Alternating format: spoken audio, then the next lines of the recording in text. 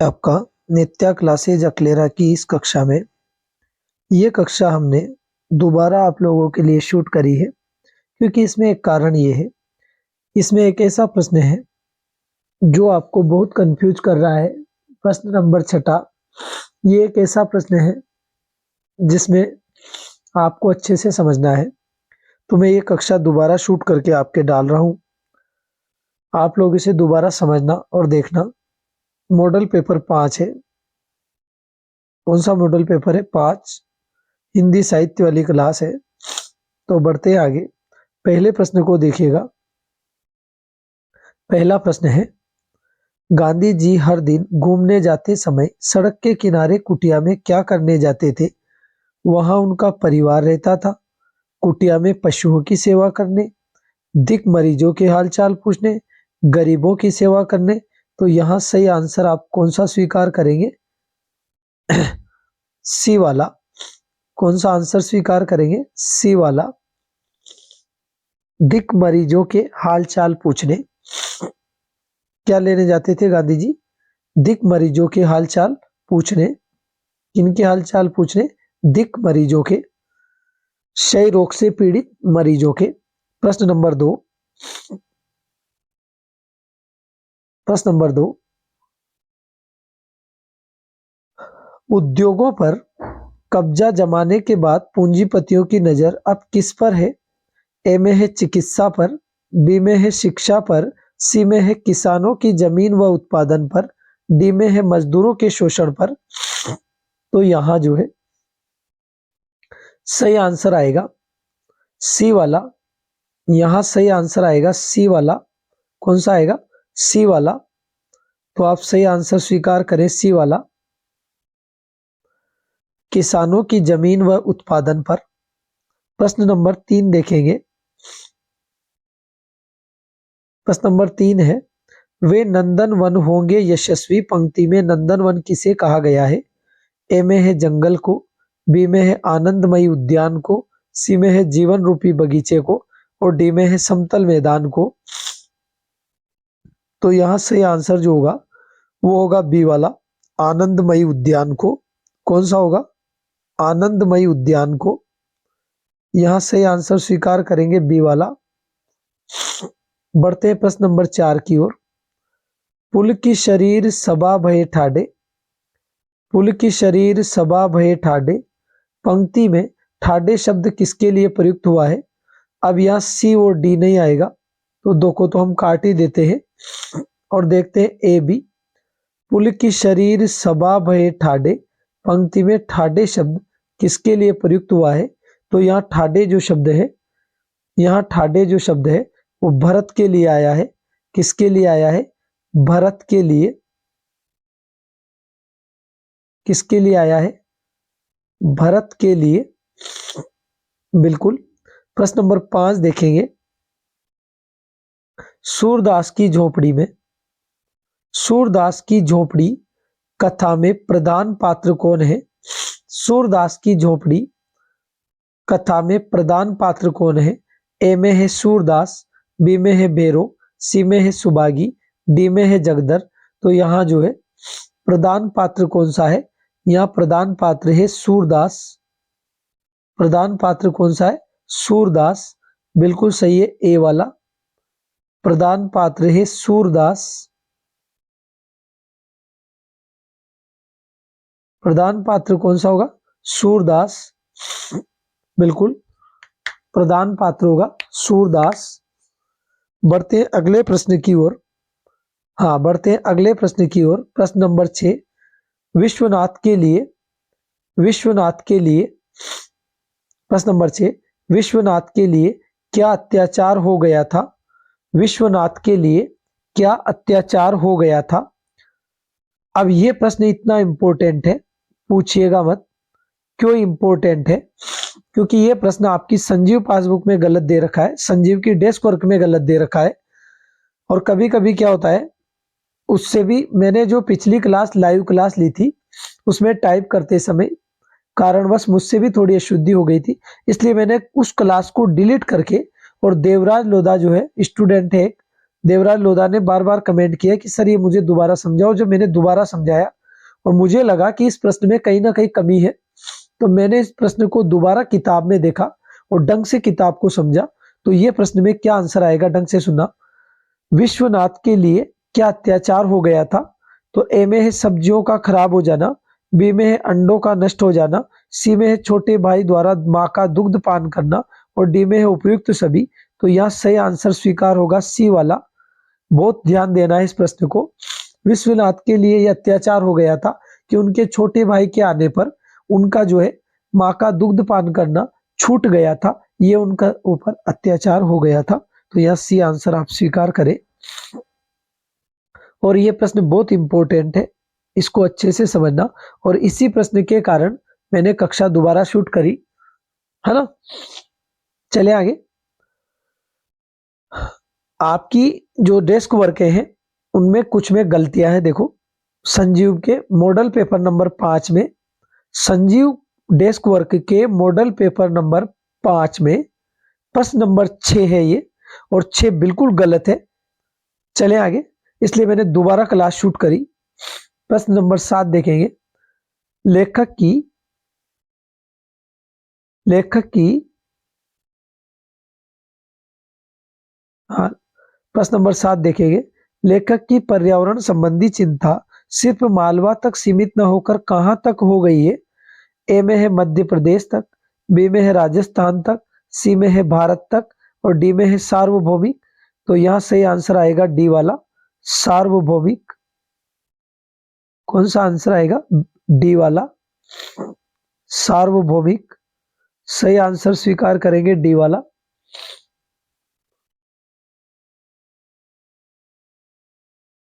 हाँ, सही आंसर स्वीकार करेंगे डी वाला, सार्वभौमिक। अब बढ़ते हैं प्रश्न नंबर 8 की ओर। प्रश्न नंबर 8 है, जगदर ने भेरों को पोटली लौटाने की सलाह किस भावना से दी? जगदर ने भेरों को पोटली लौटाने की सलाह किस भावना से दी? क्योंकि जगदर डर गया था, तो उसने बदनीयती से दी। किससे दी? बदनीयती से। यहां सही आंसर स्वीकार करेंगे बी वाला, बदनीयती से दी। किससे दी? बदनीयती से। तो 8 में सही आंसर स्वीकार करेंगे बी वाला, बदनीयती से दी। अब बढ़ते हैं प्रश्न नंबर 9 की ओर। नाटक को कौन सा काव्य कहते हैं? नाटक को कौन सा काव्य कहते हैं? अब ए में है श्रव्य काव्य, बी में है दृश्य काव्य, सी में है मुक्तक काव्य और डी में है खंड काव्य। तो नाटक को जो है नाटक को जो है क्या कहते हैं? दृश्य काव्य कहते हैं। नाटक को क्या कहते हैं? दृश्य काव्य कहते हैं। तो सही आंसर आपको स्वीकार करना है बी वाला, नाटक को क्या कहते हैं? दृश्य काव्य कहते हैं। प्रश्न नंबर 10 देखेंगे। समाचारों की प्राथमिकता का समाचारों की प्राथमिकता का आधार क्या होता है? ए में है पाठकों की रुचियां, दृष्टिकोण व मूल्य, बी में है पत्रकारों की रुचियां, दृष्टिकोण व मूल्य, सी में है संवाददाताओं की रुचियां व रुचियां, दृष्टिकोण व मूल्य और डी में है उपरोक्त सभी। तो यहां सही आंसर स्वीकार करेंगे ए वाला। कौन सा स्वीकार करेंगे? ए वाला, पाठकों की रुचियां, दृष्टिकोण व मूल्य। फिर बढ़ेंगे प्रश्न नंबर 11 की ओर। प्रश्न नंबर 11 की ओर।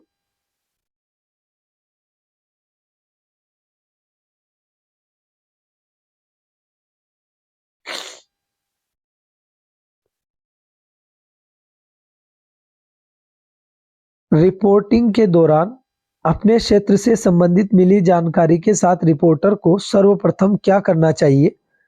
ए में है उसे तुरंत छपवा देना चाहिए, बी में है दूसरों तक पहुंचा देना चाहिए, सी में है उसकी पुष्टि करनी चाहिए। तो उसकी क्या करनी चाहिए? उसकी पुष्टि करनी चाहिए, बिल्कुल सही है। यह सी वाला सही है। रिपोर्टिंग के दौरान अपने क्षेत्र से संबंधित मिली जानकारी के साथ रिपोर्टर को सर्वप्रथम क्या करना चाहिए? उसकी पुष्टि करनी चाहिए। सी वाला सही है। कौन सा सही है? सी वाला।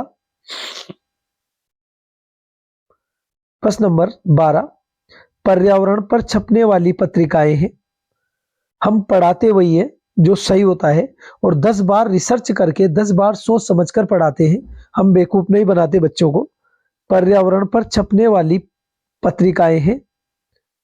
ए में है हमारा जीवन, बी में है पर्यावरण बचाओ, सी में है हमारा पर्यावरण, और डी में है उपरोक्त सभी। तो यहां सही आंसर आएगा डी वाला, उपरोक्त सभी। उपरोक्त सभी सही आंसर आएगा डी वाला। बढ़ते हैं प्रश्न नंबर 2 की ओर। निम्नलिखित रिक्त स्थानों की पूर्ति करनी है। अब रिक्त स्थान देखते हैं। पहला रिक्त स्थान देखते हैं। पहला और दूसरा एक साथ देख लेते हैं अपन दो। पहला दूसरा देखिएगा। पहले में है, जिस काव्य रचना के पढ़ने या सुनने से पाठक या श्रोता का चित्त द्रवित हो उठता है वही माधुर्य गुण होता है। वही कौन सा होता है? माधुर्य गुण। और माधुर्य गुण का जो संबंध होता है वो श्रृंगार रस, करुण रस और शांत रस से होता है। ठीक है, बढ़े आगे। काव्य में घृणाजनक, लज्जाजनक और अमंगल सूचक किस दोष के अंतर्गत आते हैं? तो अश्लीलत्व दोष के अंतर्गत। अश्लीलत्व दोष के अंतर्गत। अश्लीलत्व दोष के अंतर्गत देखिए, पढ़े वही जो सही हो, दूसरे के बहकावे में न आए, सोच समझ करके ही जो है सही सामग्री पढ़े। प्रश्न नंबर 3, 4 देखिएगा। एकमात्र या ह्रस्व स्वर को माना जाता है। एकमात्र या ह्रस्व स्वर को क्या माना जाता है?